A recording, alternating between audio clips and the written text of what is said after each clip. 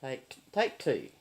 Hi, this is Christian Marks from Don't Look at This Page, and we're here at Fidel's Bar, and we're talking to Bob Briton, the founder of this bar, I presume. No, you started this bar, or I couldn't claim okay. that. No. Yeah, there's a group here at Fidel's that set up the bar and created the space for progressive people to meet and do what they're going to do.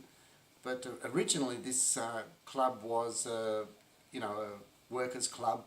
Was founded in 1952, mostly blue collar workers. Yeah. They saved their money because in those days there wasn't any Sunday trading, and pubs closed at 6 o'clock, so they needed somewhere to go and relax and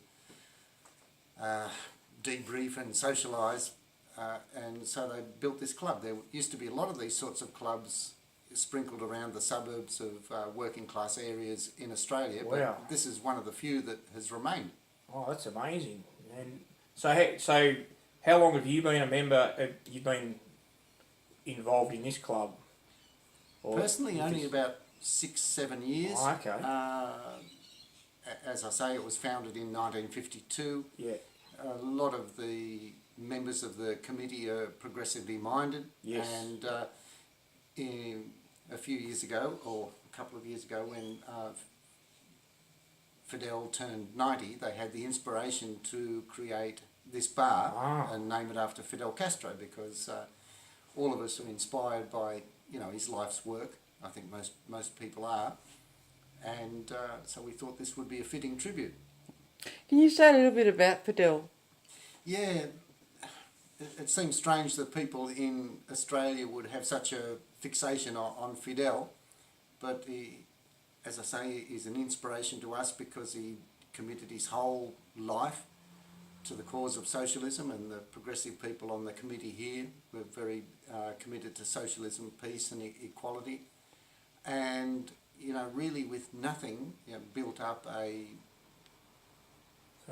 example of a socialist society. Yeah. Like really blockaded by the United States and suffering terrible hardship and everything. They've kept firm to their principles and true to that ethos of putting people's needs first. Yeah. A lot of critics say that Fidel was oppressive. What would you say about that? Look, I don't think so.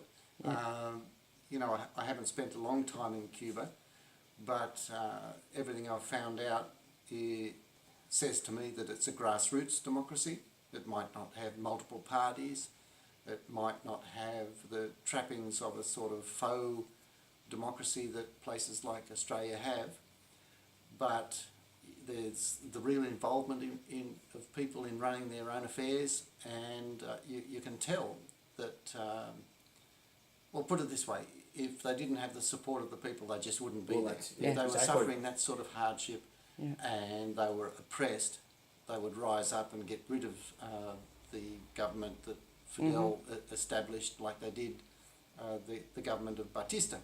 Yeah. That's right, exactly, yeah. Batista was the real oppressive, murdering, rapist, US dictator, basically. Yeah. The classic caudillo from Latin America that was kept in power by the United States. Puppet dictator, basically. The economy was terribly distorted and plugged into the economic needs and strategic needs of the United States, but Fidel upended that, and in the face of tremendous difficulty and opposition, and that's why we love him.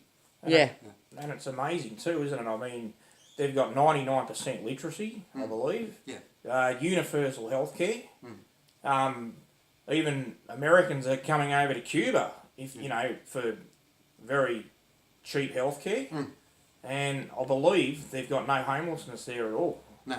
So, contrast that with America, where you've got the last figures that I heard was tens of millions in poverty and at least a couple of million homeless. It's just incredible. Yeah, look, I don't think we should have illusions about the conditions in Cuba. They're difficult. I don't think that they're because of maladministration on the part of the government or the people themselves. The embargo. Exactly. The Yeah. blockade that's been put on Cuba. But, you know, the hardships they face collectively. And in the midst of that, That's they're it. able to do a lot Is that to blockade? support each other. Is that blockade American only, or is that global for all Western countries with that blockade?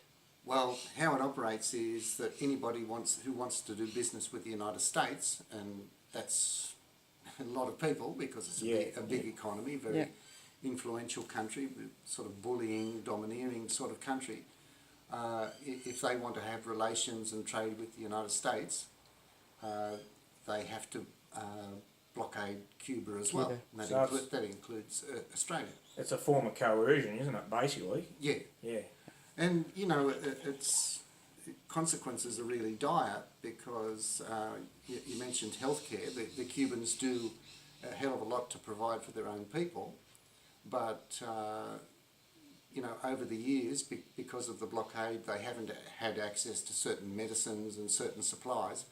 There's a sort of genocidal aspect to it. Eugenics even. Yeah, the people are being punished for the defiance of the United States, and that's got really lethal consequences. But they're prepared to do that to defend their revolution. Yeah, and even though if it hurts the people, it doesn't really matter. And yet the US say that they are protecting human rights, which they're not protecting human rights. No, at all. Because they're hurting the people of Cuba by doing this blockade. Yeah, exactly. You know, and I think the people of Cuba have expressed their will through their defiance for 60 years. I don't know how long at the moment the blockade has been imposed, but they've resisted every step, and they've continued to build the type of society that they want, and that's another reason why we think it's an example for all of us. Yep. In wrapping up, what would you like to say? Is there anything in particular you'd like to say in wrapping up? Oh, yeah, I think that everybody should take a leaf out of the Cubans' book, that if you choose to defy, you know, the institutions of capitalism, there's consequences. You'll suffer, but it's worth it. And eventually we're going to win. Yes. And win we must. Yeah, basically. Absolutely. The future of the planet depends on Depends on it. And I think the future of humanity depends on it as well. Absolutely. Okay. On behalf of DLATP, thanks for talking to us. Hey, look, pleasure. Okay. Thank you.